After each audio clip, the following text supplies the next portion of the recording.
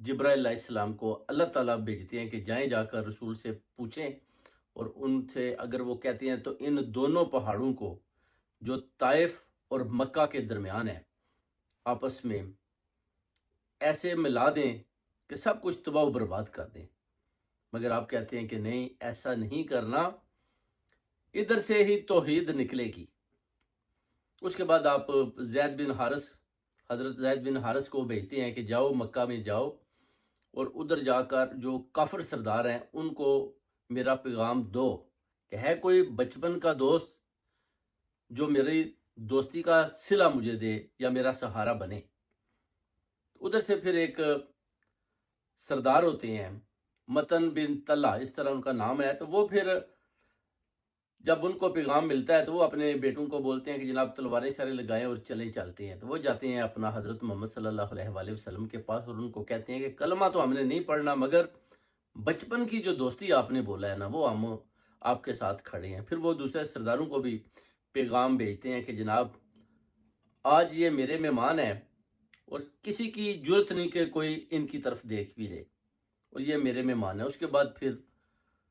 آپ اپنے گھر میں چلے جاتے ہیں، اور جو ان کے دوست ہوتے ہیں وہ کافر ہوتے ہیں، آپ دیکھیں، اور جو متن وہ سردار تھے وہ کافر ہی فوت ہو گئے۔ اس کے بعد جب جنگ عہد بھی ہوتی ہے، ادھر بھی جب کافی لوگوں کو گرفتاری ہوتی ہے، تو اس وقت بھی آپ اعلان کرتے ہیں کہ اگر متن کا جو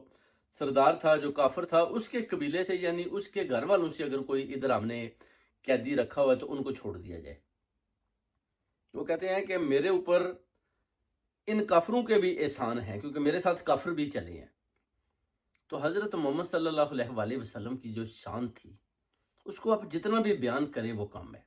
اسلام میں آپ دیکھ لیں کہ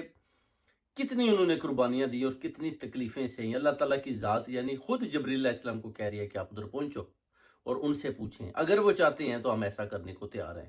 مگر آپ کہتے تھے کہ نہیں، توحید ادھر سے نکلے گی، اور میں نے توحید ادھر سے ہی نکالنی ہے، اور انشاءاللہ فتح ہماری ہوگی۔ اور اس کے بعد آپ دیکھ لیں پھر